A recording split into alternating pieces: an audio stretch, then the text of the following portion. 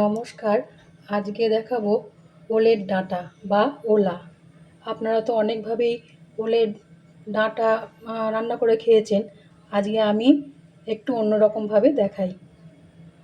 ওলের ডাঁটাটা আমি এইভাবে কেটে পরিষ্কার করে ধুয়ে রেখেছি। একটু পাতলা করে কেটেছি যাতে তাড়াতাড়ি সেদ্ধ হয়। এটা আমি জল ছাড়াই সেদ্ধ করব। আমার আগের ভিডিওতে দেখেছেন যে আমি কিভাবে জল ছাড়া সেদ্ধ করি। লাগছে পটল, আমি 3-4টে পটল এইভাবে কেটে নিয়েছি। লাগছে কাঁঠাল বীজ, আপনারা যদি বেশি খান বেশি পরিমাণ দিতে পারেন। আর লাগছে টমেটো, টমেটোটাকে আমি মিক্সিতে পেস্ট করে নেব। টমেটোটা আমি মিক্সিতে পেস্ট করে নেব, সেই জন্য টমেটোটা দিয়ে দিলাম 3-4টে লঙ্কা। আপনারা যেমন ঝাল খাবেন সেই রকম পরিমাণ লঙ্কা আপনারা বাড়িয়ে দেবেন। বাচ্চারা তো এসব খাবার খেতেই চায় না, সেই জন্য আমি একটু অন্যভাবে করার চেষ্টা করেছি। এইটা আপনারা রান্না করে বাচ্চাদের খাওয়াবেন, আবার ওরা খেতে চাইবে। লঙ্কা আর টমেটোটা আমি পেস্ট করে নিলাম। ওলের ডাঁটাটা আমি সেদ্ধ করে নেব, সেই জন্য গ্যাসটা জ্বালিয়ে কড়াটা বসিয়ে দিলাম। এবার ওলের ডাঁটাগুলো এতে দিয়ে দেব।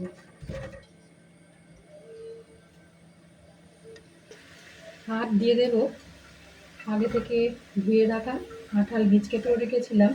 এরকম পাতলা করে কাটবেন যাতে তাড়াতাড়ি সেদ্ধ হয়ে যায় এই ওলের ডাঁটার সাথে।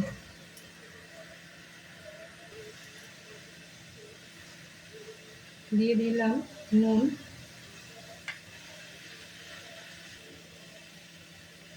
দিয়ে দিলাম সামান্য হলুদ। আমি নুন দিয়েই হলুদটা দিই, কেননা সবসময় মনে থাকে না নুন দিয়ে হলুদ দিয়েছি নাকি, বা নুনটা একবারেই যদি না দিই তাতেও সেটা স্মরণে থাকে যে হলুদ দিইনি, তাহলে নুনও দিইনি, সেই জন্য নুন দিয়েই আমি হলুদটা দিয়ে দিই। এবার এটা ঢাকা দিয়ে দেব। এটা একবারে জল ছাড়া সেদ্ধ করছি, সেই জন্য একটু মাঝে মাঝে উল্টিয়ে দিতে হবে। জল ছাড়া সেদ্ধ করলে কী হবে, ওলাটা একেবারে শুকনো হয়, আর জল দেয়া সেদ্ধ করলে ভেতরে জল ঢুকে যায়। তো আমি এইভাবে করি না, জল দিয়ে সেদ্ধ করি না। যে কোনো জিনিসই যখন সেদ্ধ করি, আলু বা পেঁপে বা শাক, আমি এরকম জল ছাড়াই প্রথমে সেদ্ধ করে নিই। এবার একটু উল্টে পাল্টিয়ে দিলাম।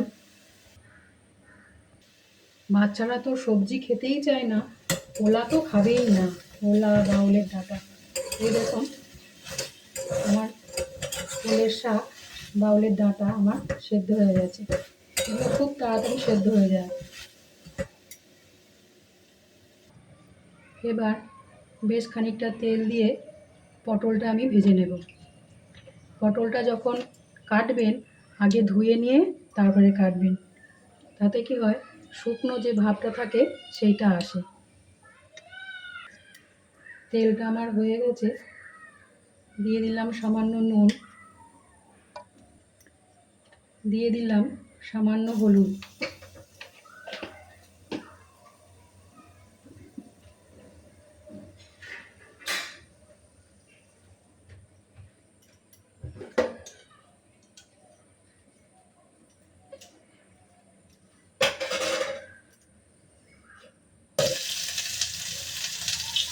এবার পটলগুলো দিয়ে দিলাম। এই পটলগুলো খুব ভালো করে ভেজে নিতে হবে, অন্তত নিচের দিকগুলো, এই যে নিচের দিকগুলো খুব ভালো করে ভেজে নিতে হবে। বাচ্চাদের এতে কাঁঠাল বীজ তো খাবেই না, কাঁঠাল বীজ পটল এগুলো তো খেতে চায় না। এটা এইভাবে এর সাথে রান্না করলে ওলের ডাঁটার সাথে সব চাটপট করে খেয়ে নেবে। আপনারা এইভাবে রান্না করে দেবেন, আমি দেখাই।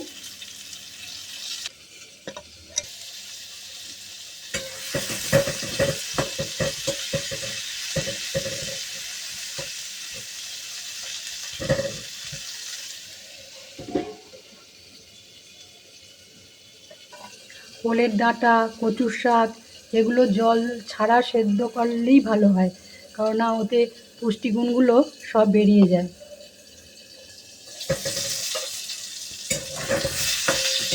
পটলটা আর একটু ভাজতে হবে।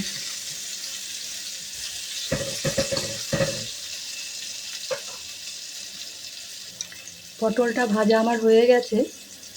এবার আগে থেকে সেদ্ধ করে রাখা ওলের ডাঁটা আর কাঁঠাল বীজটা আমি এর মধ্যে দিয়ে দিলাম, দিয়ে খুব ভালো করে এর সাথে কষিয়ে নিতে হবে।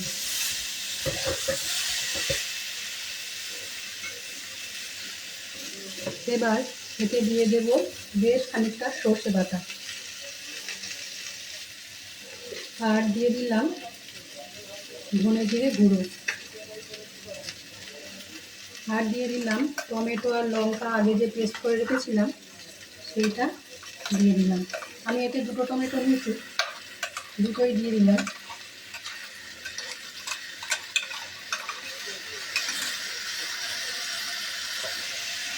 এবার এগুলো এর সাথে ভালো করে মিশিয়ে দিতে হবে। এটা একেবারে শুকনো শুকনো হবে। আমার ওলের ডাঁটা আগে থেকেই একটু সেদ্ধ করা ছিল। এটা ঢাকা দিয়ে দিই এবার একটু।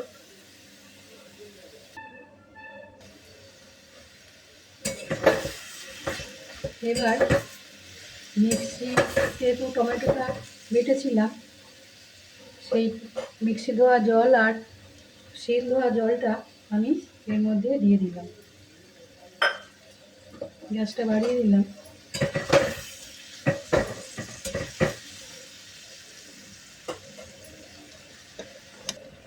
এবার দিয়ে দেব সামান্য চিনি। ওলের ডাঁটা, কচুর শাক এগুলোতে তো একটু চিনি লাগে।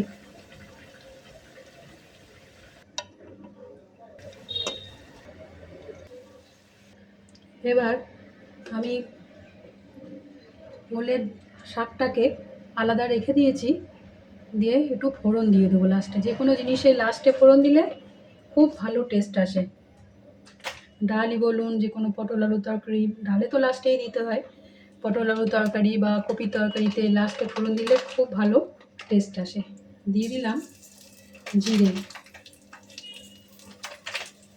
ওলের ডাঁটায় সবসময় জিরে ফোড়ন দিতে হয়। দিয়ে দিলাম কতগুলো লঙ্কা।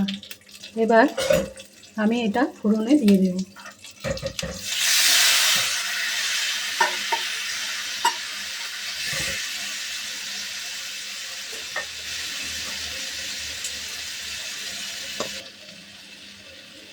প্রথমে নুন একটু দিয়েছিলাম, এবার সামান্য নুন দিয়ে দেবো। সামান্যই দিলাম, এবার টেস্ট করে দেখব কতটা কম হয়েছে। লাস্টে নুন দিলাম এই কারণে, যেটুকু জল থাকবে সেটা সবটাই টেনে নেবে। এই দেখুন আমার ওলের ডাঁটা সেদ্ধ হয়ে গেছে। ওলের ডাঁটা সেদ্ধ হয়ে গেছে, কাঁঠাল বীজ সেদ্ধ হয়ে গেছে। আপনারা এভাবে বাড়িতে করে খান, 8 থেকে 80 সবাই খাবে।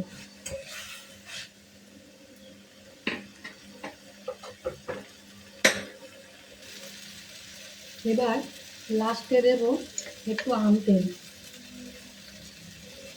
এটা বাড়িতে করা ছিল।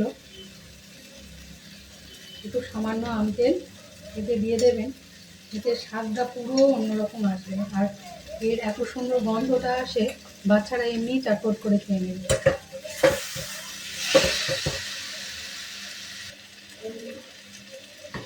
এটা ভালো করে মিশিয়ে দিলাম। এই দেখুন একটুও জল বেরোয়নি। ওলের ডাঁটাটা যদি জল দিয়ে সেদ্ধ করতাম, জল শুকনো হতে অনেকক্ষণ লাগতো। দেখেছেন, একটুও জল বেরোয়নি। ওলের ডাঁটা, কচুর শাক যখনই সেদ্ধ করবেন জল ছাড়া সেদ্ধ করবেন। একটু সময় নেবে, কিন্তু একেবারে শুকনোটা আসে। এবার একটু টেস্ট করে দেখি কীরকম এসেছে।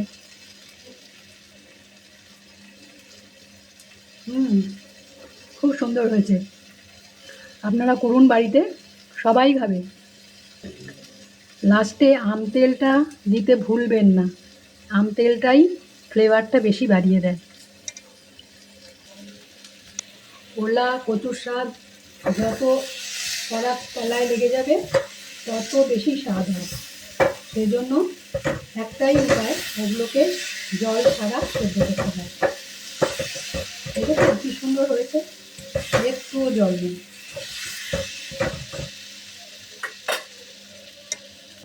ওলের ডাঁটা আমার তৈরি হয়ে গেছে। এই দেখুন ওলের ডাঁটা করেছি, তলায় কীরকম লেগে গেছে, এই রকম লাগা লাগা হবে, তবে ওলের ডাঁটা, কচুর শাক, চচ্চড়ি এগুলো খেতে ভালো হয়। আর সবসময় চেষ্টা করবেন এগুলো কাটার আগে ধুয়ে নেওয়া।